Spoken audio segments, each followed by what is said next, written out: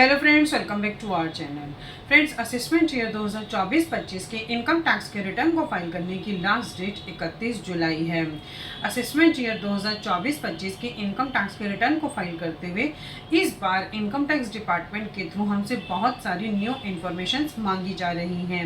आज की इस वीडियो में हम यही डिस्कस करेंगे कि असेसमेंट ईयर 2024-25 की इनकम टैक्स के रिटर्न को फाइल करते हुए ऐसी कौन सी न्यू इन्फॉर्मेशन हैं जो हमसे मांगी जा रही हैं। Friends, day by day income tax के रिटर्न को फाइल करना बहुत ही डिफिकल्ट होता जा रहा है, क्योंकि इनकम टैक्स डिपार्टमेंट के थ्रू बहुत सारे न्यू चेंजेस आए हैं और टेक्नोलॉजी में भी काफ़ी सारे न्यू अपडेट्स आ गए हैं।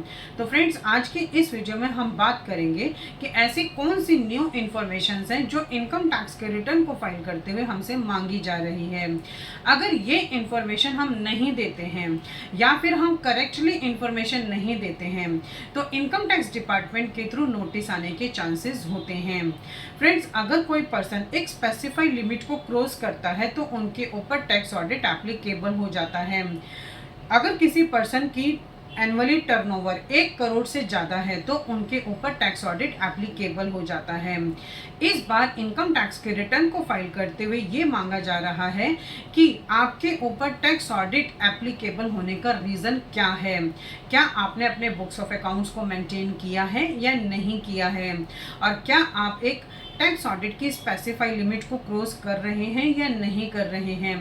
इस तरह से हमसे ये इन्फॉर्मेशन मांगी जा रही है। दूसरा, जब भी कोई पर्सन एक स्पेसिफाइड लिमिट को क्रॉस करते हैं तो उनके ऊपर टैक्स ऑडिट एप्लीकेबल हो जाता है, और जो टैक्स ऑडिट होता है वो चार्टेड अकाउंटेंट्स के थ्रू ही हमें साइन करके दिया जाता है। और जब चार्टेड अकाउंटेंट टैक्स ऑडिट को साइन करते हैं तो उसके लिए वो यूडिन को जनरेट करते हैं।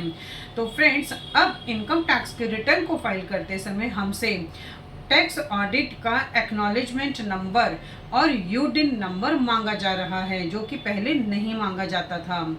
इसके साथ अगर आपके जितने भी बैंक अकाउंट्स हैं उसकी इंफॉर्मेशन भी हमसे इनकम टैक्स के रिटर्न को फाइल करते हुए मांगी जा रही है। फिर चाहे वो आपके सेविंग अकाउंट हैं, जॉइंट अकाउंट हैं या फिर करंट अकाउंट्स हैं, हमें अपने सभी बैंक अकाउंट्स की डिटेल्स को देना मैंडेटरी है।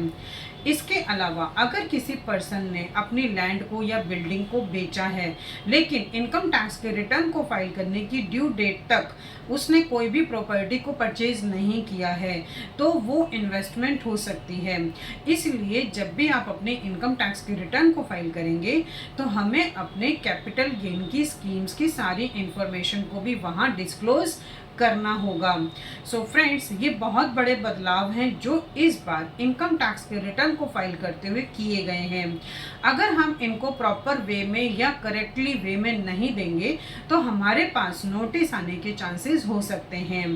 फ्रेंड्स, आपको अपनी इनकम टैक्स के रिटर्न को फाइल करते हुए इन सभी बातों का बहुत ही केयरफुली ख्याल रखना है और बहुत ही केयरफुली अपनी इनकम टैक्स के रिटर्न को फाइल करनी है, ताकि आपको इनकम टैक्स डिपार्टमेंट से किसी भी तरह का कोई भी नोटिस ना आ सके।